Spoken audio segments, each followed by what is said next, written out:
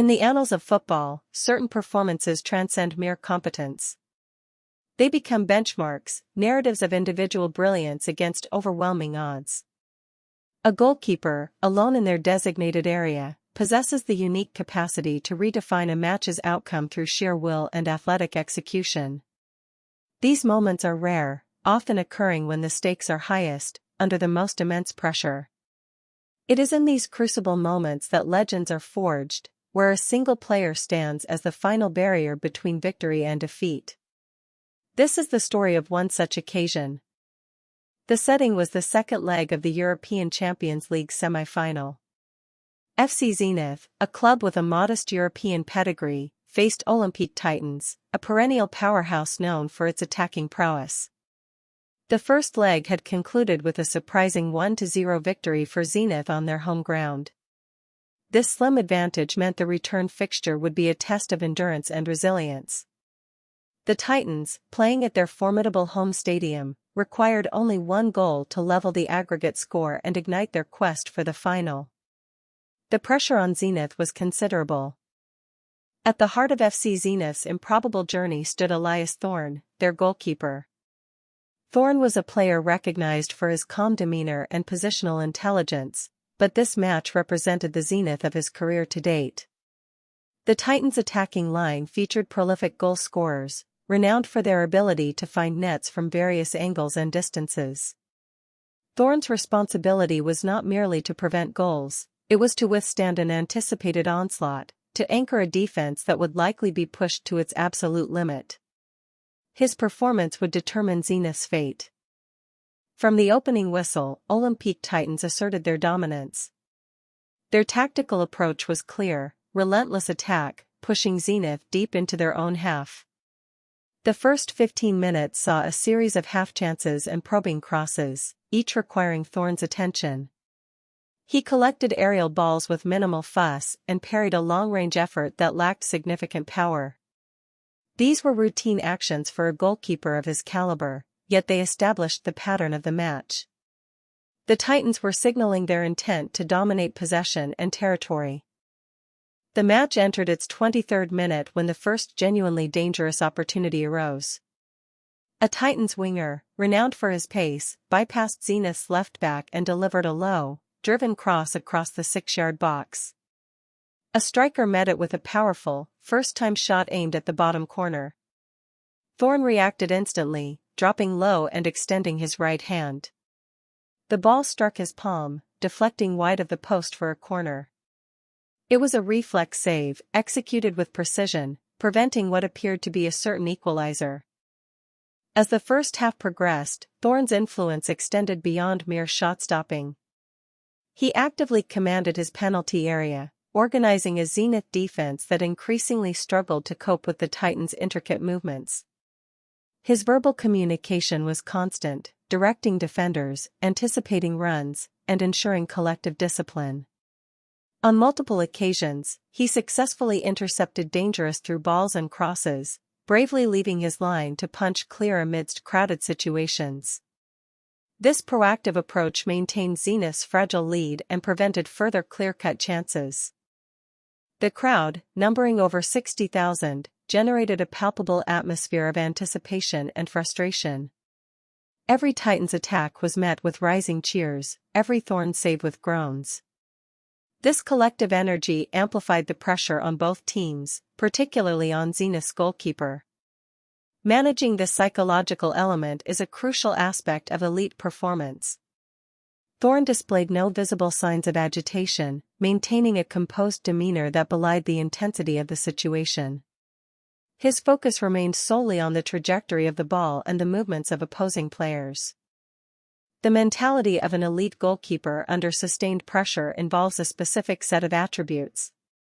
These include an unwavering concentration, the ability to reset after each play, and absolute belief in one's reactions. Thorn demonstrated these qualities throughout the first half. A minor error, such as a fumbled catch, was immediately forgotten as he prepared for the next wave of attack. This mental resilience ensures that individual mistakes do not accumulate into a systemic breakdown, a common pitfall for less experienced players. Thorne's performance was not solely reactive. It also showcased significant tactical insight. He was observed frequently adjusting his starting position based on the ball's location and the anticipated next pass, effectively narrowing angles of attack before shots were even taken. This preemptive positioning, often subtle, forced Titans players into less favorable shooting positions or prompted them to delay their attempts, allowing Zenith's defense precious milliseconds to reorganize. Such decisions reflect a deep understanding of the game's flow and opponent tendencies. The second half began with an intensified tempo from Olympique Titans. Manager Laurent Dubois clearly urged his players to push higher and commit more numbers forward. This strategic shift inevitably created more space, but also more opportunities for the Titans. Zenith's midfield struggled to retain possession, leading to wave after wave of attacks. The aggregate score remained 1-0 to Zenith, yet the momentum was unequivocally with the home side. The stage was set for Thorne's most significant contributions. Within a 10-minute span, Thorne produced 3 saves that were beyond the realm of standard goalkeeping.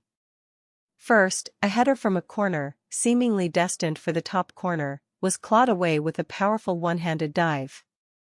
Moments later, a powerful long-range strike swerved unpredictably, only for Thorne to parry it over the bar with both hands, showcasing immense wrist strength. Then, a point-blank shot from an unmarked striker inside the box was smothered at his feet, leaving the attacker in disbelief.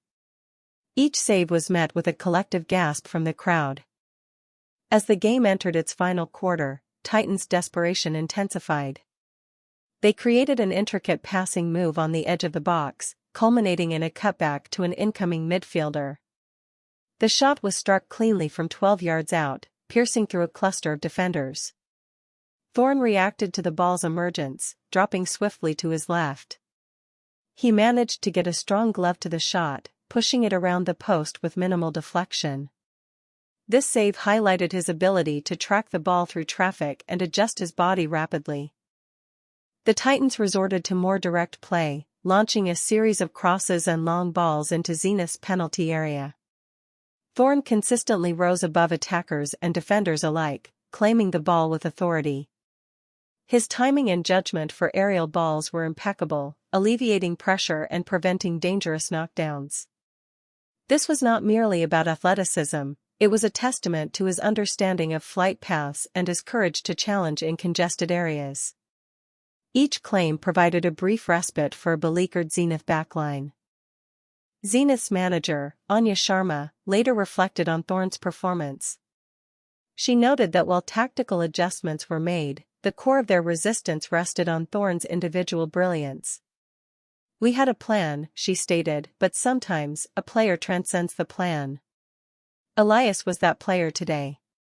He provided a foundation of security that allowed the rest of the team to believe, even when we were completely overwhelmed.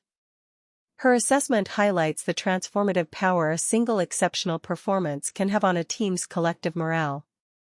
With 5 minutes remaining, Titans launched their most potent attack. A forward received the ball on the edge of the box, turned sharply, and unleashed a ferocious left-footed shot that dipped and swerved towards the top corner. The trajectory was challenging, designed to beat any goalkeeper. Thorne, already moving, launched himself to his full extension, his fingertips just reaching the ball. He managed to push it onto the crossbar, from which it bounced harmlessly over. This save was the definitive moment, a display of physics-defying agility and sheer determination. The remaining minutes were played out with similar intensity, but the Titans' spirit had been visibly dampened by Thorne's impenetrable wall. When the referee's whistle finally blew, signaling the end of the match, the score remained 0-0. FC Zenith had secured their place in the Champions League final with a 1-0 aggregate victory, achieved solely through the heroics of their goalkeeper in the second leg. The relief on the faces of Zenith's players was evident, a stark contrast to the dejection of the home team. Immediately following the final whistle, Zenith's players rushed towards Thorne, embracing him in a collective display of gratitude and admiration. He was lifted onto their shoulders, a clear acknowledgement of his singular contribution. The Titans' manager, Laurent Dubois, later acknowledged the extraordinary nature of the performance, stating, "We created enough chances to win 3 matches. Their goalkeeper was simply an insurmountable barrier today." Even segments of the home crowd offered a respectful, albeit reluctant, applause for Thorne's monumental effort. Post-match statistics highlighted the truly anomalous nature of Thorne's performance. He faced a total of 18 shots on target, a number typically associated with multiple goals conceded. His 18 saves represented a perfect save percentage, an exceedingly rare feat at this level. Furthermore, he successfully claimed 9 crosses and completed 4 crucial interceptions outside his goal line. These figures underscore the volume and variety of challenges he overcame, transforming a statistical disadvantage into a triumphant clean sheet. Elias Thorne's performance against Olympique Titans was not just a series of saves, it was a masterclass in goalkeeping, demonstrating every facet of the position at its highest possible level. It was a display of physical prowess, mental fortitude, and tactical acumen, all converging in a single, decisive 90-minute period. Such performances are not merely highlights, they are educational blueprints for aspiring goalkeepers and lasting narratives for football enthusiasts. Thorne had, through sheer will and skill, written his name into the sport's enduring lore. This match served as a profound illustration of how individual brilliance can dictate collective destiny. While football is inherently a team sport, there are rare occasions when a single player's performance eclipses all others, becoming the focal point of a team's success. Thorne's unwavering presence under extreme duress provided the necessary foundation for Zenith to progress. It was a testament to the belief that even against a superior opponent, a solitary hero can emerge to turn the tide and defy all expectations, securing an improbable advancement. Elias Thorne's performance in that semi-final did more than merely secure a final berth for FC Zenith. It became a reference point for goalkeeping excellence, a benchmark cited in discussions about the greatest individual displays in European football.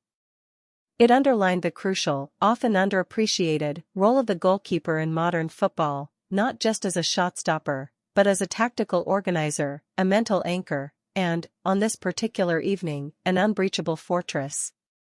His name is now permanently associated with that singular, extraordinary effort. The story of Elias Thorne at the Colosseum of Sport is a reminder of the unique demands of the goalkeeper's craft. It is a position defined by moments of intense solitude and sudden, decisive action. Unlike outfield players, a goalkeeper's errors are often immediately consequential.